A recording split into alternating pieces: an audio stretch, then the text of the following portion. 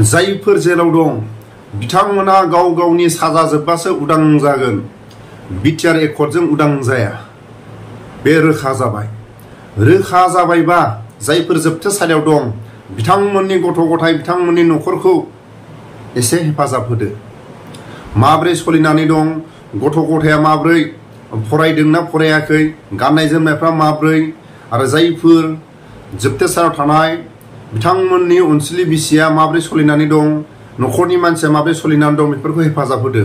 आरो लोगोसे जों गारबोनाय समाव जों खोनादोंमोन एनडिएफबिनि दैदेनगिरिफ्रा जायफोर जोबथेसालियाव दं बिथांमोननि न' थांनानै माब्रै सोलिदों बेफोरखौ नायगिदिंगोन। आरो लोगोसे मुंख्लं न'खर आरो जायफोर केस गोनां एनडिएफबिनि बिथांमोनजों थांनानै माखासे बिथांमोना माबायदि सोलिनानै दं बेफोरखौबो एसे नायगिदिंगोन। दिनैसिमबो जों खोनायाखै। दुखुआ दुखुजोंनो, थांखिया थांखिजोंनो, साननाया साननायजोंनो जोबथेसालियाव थाग्राया सान हर दुखुजोंनो थानो गोनां जादों। थांखिया थांखिजों थानो गोनां जाबाय, साननाया साननायजों थानो गोनां जाबाय। लोगोसे दिनैनि समाव जोंहा प्रमद बर'खौ बुंनांगौ जेबो गैया। मानो होनोबा प्रमद बर'आ आबसुनि सेंग्राफोरखौ नायनांगोन, रायजो राजाफोरखौ नायनांगोन।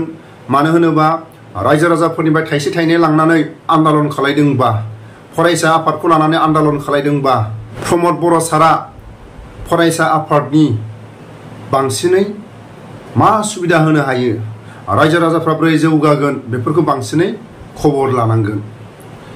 दिनै एनडिएफबिनि जेंनानि सायाव जेरै एनडिएफबिनि थांखिया थांखिजोंनो एनडिएफबिनि जेलाव थानो गोनां जादों, थांखिया थांखिजोंनो थाबाय थानो गोनां जादों। बेनि थाखायनो बांसिनै जायफोर जोबथेसालियाव दं बिथांमोननि न'खरनि गथ' गथाय, बिथांमोननि अनसुलि बिसि, बिथांमोननि माखासे न'खर दानायाव बा न'खर सोलिनायाव बेफोरखौ माखासे हेफाजाब होनांगौआ फेरेंगा आरो गबिन्द बिथां सानैया दायथ' लानांगोन। आरो जायफोर एनडिएफबिनि जाय दैदेनगिरिफ्रा बुंदोंमोन बिथांमोननि न' थांनानै माखासे खबर लागोन, थांखिया थांखिजोंनो, साननाया साननायजोंनो बेबायदि फैमाल जालांबाय। गले गले मानो थाखाय गबिन्द बसुमतारिया जोबथेसालियाव थाग्राफोरखौ गवा बर' लिडारफोरनि खुगाया खौसे गैया नामा? सान्थि सक्ति आरो बर' हारिया खौसेयै आगान सुरनांगौ होननानै गले गले माखासे निउज चेनेलफ्राव नुयो। नाथाय मोनफ्रोमबो माखासे चेनेलफ्राव नायनो थाङोब्ला बर' लिडारफोरनि खुगानि माखासे रावा एखे नङा। मालाबा समाव बुङो प्रमद बर' सारा जोबथेसालियाव थाग्राफोरखौ उदां जाबाय, मालाबा होनो इउजि ब्रह्मआ जोबथेसालियाव थाग्राफ्रा गासैबो उदां जाबाय, एनडिएफबिनि केसा गासैबो समाधान जाबाय। आरो बुङो सोरबा लिडारफ्रा दिनैसिमबो गवाखै। गबिन्द बसुमतारिनि बुंनाय रावखौ रोखा रोखा खोनाखाबाय, नाथाय जोबथेसालियाव थाग्राफ्रा गवा।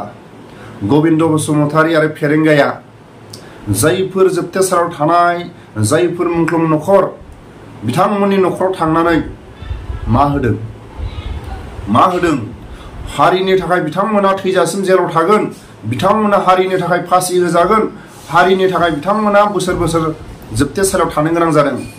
नाथाय दिनैनि जाय गोहो खुंथायाव थानाय बिथांमोना सोरनि थाखाय गोहो खुंथायाव दं? दिनै प्रमद बर'खौ दोनथ'दो, गबिन्द बसुमतारिखौ बुंदो, फेरेंगाखौ बुंदो, जायफोर दानि गोहो खुंथायाव थानाय बिथांमोना सोरनि थाखाय दानि गोहो खुंथायाव सनानि गादियाव दं? बिथांमोना दानि बे सनानि गादियाव दं। जोबथेसालियाव थाग्राफ्रा गला दे।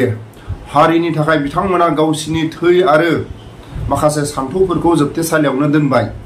गावसिनि साननाय हनाय, गावसिनि माखासे नाजानाया जोबथेसालियावनो थानानै हारिनि थाखाय बिथांमोना जोबथेसालिखौनो हारिनि साजा होननानै बिथांमोना गनायनानै लाबाय। फासिनि वार्डारखौ हारिनि थाखाय बिथांमोना गनायनानै लाबाय।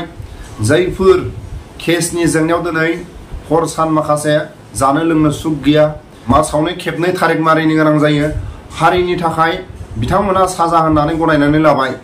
नाथाय जायफोर केस गोनां बिथांमोना हारिनि थाखाय, जाथिनि थाखाय बिथांमोना मास मोनसेयावनो खेबनै हाजिर जानांगौ। गावनि दाउ अमा फाननानै, गावनि हा हु फाननानै हारिनि थाखाय केस थारिख मारिनांगौ। आरो जायफोर जोबथेसालियाव दं बिथांमोननि बिमा बिफा, बिथांमोननि अनसुलि बिसि, बिथांमोननि गथ' गथाय, न'खरनि जाथि खुरमाफ्रा हा हु मोसौ मोसा फाननानै बिथांमोनखौ जोबथेसालियाव ड्रेस पार्टि, गाननाय जोमनाय, जानाय लोंनाय, बिथांमोनखौ माखासे देहानि माबा मोनसे बेमार सेमार जायोबा नायफैनो गोनां जायो। आरो लोगोसे दिनैनि समाव जों बुङो जायफोर गोहो खुंथायाव गैयै एक्स-एन-डि-बिनि दैदेनगिरिफ्रा, जायफोर जोबथेसालियाव थानाय न'खरफोरा मा जादों मा लोंदों, बोरै बिथांमोननि गथ' गथाया फरायदों, बोरै बिथांमोननि न'खरा सोलिदों, बेफोरखौ माखासे खबर लानो थाखाय बिथांमोना माखासे ससियेल मिडियायाव बुंबोदोंमोन। नाथाय दिनै जायफोर गोहो खुंथायाव गैयै बिथांमोना, जाय एन-डि-बिनि लिडार बिथांमोना बुंदोंमोन माखासे ससियेल मिडियायाव माखासे गारबोनाय समाव, जायफोर जोबथेसालियाव थानाय बिथांमोननि न'खराव थांनानै मा जादों मा लोंदों, बिथांमोननि गथ' गथाया माब्रै फरायदों, माब्रै न' बाङा, बेफोरखौ माखासे रायजो राजाफोरनि खाथियाव फोरमायगोन, दिन्थिगोन, उदिस लागोन, बिथांमोननि जेंनाखौ सुफुंगोन, बोरो दिनैसिमबो जों नुनो थाङाखै। आरो लोगोसे जायफोर मुंख्लं न'खरफोर, जाय मुंख्लं न'खरफ्रा सोरबाया रान्दि जानो गोनां जाबाय, सोरबाया बिफा गोमा जानो गोनां जाबाय, सोरबाया गावनि बिदा फंबाय, बिमा बिफाया दिनैसिमबो जाय जोहोलाव मुंख्लं जादों माबा मोनसे बिथांमोनखौ सिबिनो थाखाय नेरसोन खाम्फा गावनि लांगोनायाव नेनानै दं। दिनैसिमबो बेफोरखौबो खबर लागोन होननानै साफा सानै दैदेनगिरिफ्रा माखासे ससियेल मिडियायाव बुंदोंमोन, नाथाय दिनैसिमबो गैया। जायफोर जोबथेसालियाव थानाय आरो केसनि जेंना मुंख्लं न'खरफोरखौ माखासे उदिस लागोन, खबर लागोन, दिन्थिगोन, दिनैसिमबो जों नुनो थाङाखै।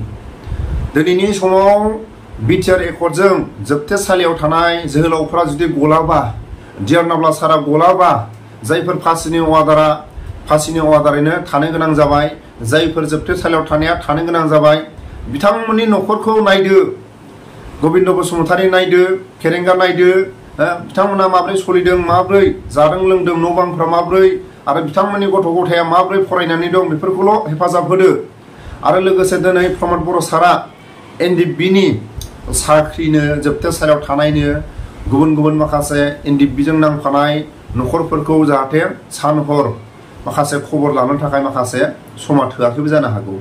मानो होनोबा फरायसा आफादफोरखौ सान हर आन्दालनाव लानानै प्रमद बर'आ आन्दालन खालायबाय, रायजो राजाफोरनिफ्राय थाइसे थाइनै खांनानै आन्दालन खालायबाय, दिल्लीयाव थांबाय।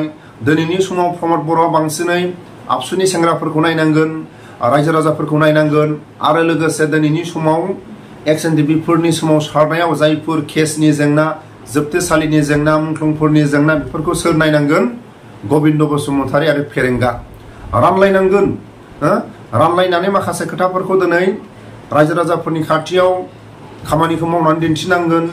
आरो जायफोर एन-डि-बिनि दैदेनगिरिफ्रा बुंबोदोंमोन जोबथेसालियाव थानाय न'खरफोरखौ मा जादों मा लोंदों, न'खरा माब्रै दं, बेफोरखौ माखासे खबर लागोन। दिनैनि समाव बहा आसरित खोथा, बुंनाया बुंनायजोंनो जोबलांबाय, साननाया साननायजोंनो जोबलांबाय। जोबथेसालियाव थानाया जोबथेसालियावनो थानानै हांमा सुरे सुरे थानो गोनां जाबाय। जायफोर सनानि गादियाव थानाय सनायावनो दिनै जिरायनानै दं, नाथाय दिनै दुखुनि समाव दुखुआवनो दंबाय थायो।